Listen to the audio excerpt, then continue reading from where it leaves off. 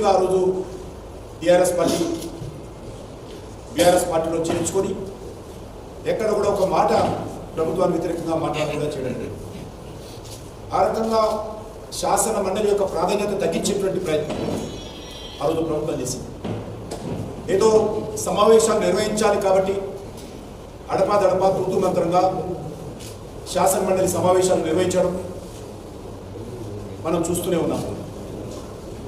గతంలో teachers constituency ఎమ్మెల్సీలు అంటే, గ్రాడ్యుయేట్స్ కాన్స్టిట్యున్సీ ఎమ్మెల్సీలు అంటే ప్రభుత్వానికి హడలు ఉండేది. ప్రభుత్వాన్ని చీల్చి చెండాడే వాళ్ళు శాసన మండలిలో ప్రభుత్వ వైఫల్యాన్ని ఎండగట్టేటువంటి వాళ్ళు, ఉపాధ్యాయుల సమస్యలపైన పోరాటం చేస్తూ ఉపాధ్యాయులందరూ కూడా అండగా ఉన్నటువంటి పరిస్థితి ఉండేది. దురదృష్టవశాత్తు ఇటీవల కాలంలో ఆ యొక్క శాసన మండలి ప్రాధాన్యత తగ్గింది. పాలక పార్టీలకు సలాములు కొట్టేటువంటి వాళ్ళు, పాలక పార్టీలకు అండగా ఉండేటువంటి వాళ్ళు ఈరోజు శాసన మండలికి గెలవడం కారణంగా మరి పరిస్థితి ఏర్పడింది. అందుకే భారతీయ జనతా పార్టీ ఏ పార్టీ పోటీ చేయకపోయినా కూడా ఈరోజు భారతీయ జనతా పార్టీ 3 స్థానాలలో మేము అభ్యర్థులను నగలోకి చెప్పాము. ఈరోజు అన్ని వర్గాల ప్రజలు, అది ఉపాధ్యాయులు కానీ, లేక సామాన్య ప్రజలు కానీ, రైతులు కానీ, రైతు కూలీలు కానీ, నిరుద్యోగ యువకులు కానీ, ఉద్యోగస్తులు కానీ, ఆ రకంగా యావత్ తెలంగాణ సమాజం అంతా కూడా ఈరోజు ఇప్పుడు రాష్ట్రంలో అధికారం ఉన్నటువంటి కాంగ్రెస్ పార్టీ వ్యతిరేకంగా గొంతెత్తుతున్న విషయం మనం చూస్తాం. టీఆర్ఎస్ పార్టీని గద్దెదించడం కోసం 10 సంవత్సరాలు పట్టింది. ఏదైతే 10 సంవత్సరాల్లో టీఆర్ఎస్ పార్టీ వ్యతిరేకత వచ్చిందో అంతకంటే ఎక్కువ వ్యతిరేకత ఈ యొక్క సంవత్సరంలో రాహుల్ గాంధీ నాయకత్వంలో కాంగ్రెస్ పార్టీ ఆధ్వర్యంలోని రేవంత్ రెడ్డి ప్రభుత్వం ముట్టగట్టుకుంది. తీవ్రమైనటువంటి వ్యతిరేకత ఈరోజు తెలంగాణ ప్రజల్లో ఉంది. అందుకే ఈరోజు శాసన మండలి ఎన్నికల్లో అన్ని వర్గాల ప్రజలు, ఉపాధ్యాయులు ఈరోజు భారతీయ జనతా పార్టీకి అండగా ముందుకు వస్తూ ఉన్నారు.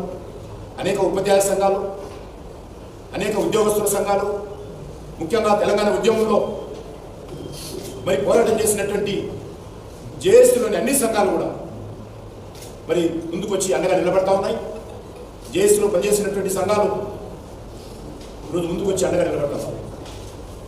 ముఖ్యంగా కాంగ్రెస్ పార్టీ ఎన్నికల ప్రచారంలో మొత్తం ఉద్యోగ ఖాళీలన్నీ భర్తీ చేస్తామని డేట్ల వారీగా, తేదీల వారీగా ఏ రోజు ఏ గ్రూపు పరీక్షలు, ఉద్యోగాల కోసం ఎంట్రన్స్ పరీక్షలు నిర్వహిస్తారో వాటన్నిటి కూడా షెడ్యూల్ వారిగా జాబ్ క్యాలెండర్ అన్ని పత్రికల్లో ఫ్రంట్ పేజీలో ప్రకటించారు. 2024 డిసెంబర్ లోపల తెలంగాణ రాష్ట్రంలో 2 లక్షల ఉద్యోగాలు భర్తీ ఏ రోజున చేయబోతున్నామో కాంగ్రెస్ పార్టీ ప్రకటించింది. మరి సంవత్సరం పూర్తయిపోయింది, 2025 అవుతాయి. మరి ఇచ్చినటువంటి జాబ్ క్యాలెండర్ ఎక్కడ పోయిందో ఈరోజు తెలంగాణలో ఉన్నటువంటి నిరుద్యోగ యువత ప్రశ్నిస్తారు. డిఎస్సి ఎక్కడ వేసిన అక్కడ గొంగడే ఉంది. ఉద్యోగాల భర్తీ కాంగ్రెస్ పార్టీ ప్రభుత్వం నిమ్మకు నీరెత్తినట్టు వివరిస్తూ ఉంది.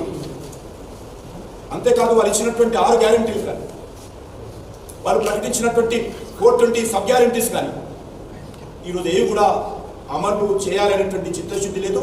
అమలు చేసేటువంటి శక్తి కూడా ఈరోజు కాంగ్రెస్ పార్టీకి లేదు. కాంగ్రెస్ పార్టీ ప్రభుత్వం పూర్తిగా నిర్వీర్యమైపోయింది. ఇచ్చినటువంటి హామీలు అమలు చేయనటువంటి పరిస్థితి ఈరోజు రాష్ట్రంలో ఉంది. అంతేకాదు ప్రతి మండలంలో కూడా ఇంటర్నేషనల్ లెవెల్ స్కూల్ ఏర్పాటు చేస్తాము. 5 లక్షల రూపాయల విలువైనటువంటి విద్యా భరోసా కార్డు విద్యార్థులందరికీ ఇస్తామని చెప్పారు. అంతేకాకుండా ఎడ్యుకేషన్ సెక్టార్కు బడ్జెట్ డబల్ చేస్తామని చెప్పారు. అది ఎక్కడ కూడా దానికి సంబంధించినటువంటి హామీ అమలు కాలేదు. అంతేకాకుండా పాలమూరు, తెలంగాణ మహాత్మా గాంధీ శాతవాహన యూనివర్సిటీలను అప్గ్రేడ్ చేస్తాము. దాంతోపాటు ఆదిలాబాదు, ఖమ్మం, మెదక్లో నూతన విశ్వవిద్యాలయం ఏర్పాటు చేస్తామని చెప్పి ఎలక్షన్ ప్రణాళికలో హామీ ఇచ్చారు.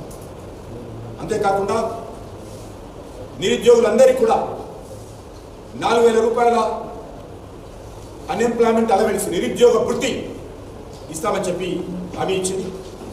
మరి ఇది కూడా ఈరోజు ఇచ్చేటువంటి పరిస్థితి లేదు.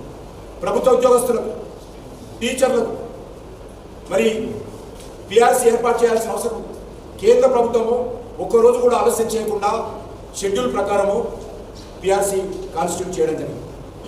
కేంద్ర ప్రభుత్వము ఇస్తున్నటువంటి అన్ని రకాల డిఏలు షెడ్యూల్ ప్రకారము కేంద్ర ప్రభుత్వ ఉద్యోగస్తులకు ఒకరోజు ముందే వస్తున్నాయి తప్ప ఆలస్యంగా రావడం. కానీ రాష్ట్రంలో ఈరోజు డిఏలు 6 డిఏలు ఉంటే 7 కూడా ఇచ్చేటువంటి పరిస్థితుల్లో ఈరోజు ఈ ప్రభుత్వం లేదు. ఉద్యోగస్తులు రిటైర్మెంట్ అయితే రిటైర్మెంట్ బెనిఫిట్స్ కూడా సకాలంలో ఇవ్వలేనటువంటి పరిస్థితుల్లో ఈ ప్రభుత్వం ఉంది. అంతేకాకుండా ఈరోజు ఫీజు రియంబర్స్మెంట్ అనేక ఇంజనీరింగ్ కాలేజీలు, అనేక టెక్నికల్ ఇన్స్టిట్యూషన్స్, డిగ్రీ కాలేజీలు ఫీజు రియంబర్స్మెంట్ రాని కారణంగా విద్యార్థుల భవిష్యత్తు అయోమయంలో పడింది. చాలామంది మేనేజ్మెంట్స్ ఫీజు రియంబర్స్మెంట్ రాలేదు కాబట్టి మీరే ఇవ్వండి అని పేరెంట్స్ మీద ఒత్తిడి తీసుకొస్తున్నటువంటి పరిస్థితి, సర్టిఫికెట్స్ ఇవ్వలేనటువంటి పరిస్థితి, అనేక రకాల వేధింపులకు గురవుతున్నటువంటి పరిస్థితి మనం చూస్తున్నాం.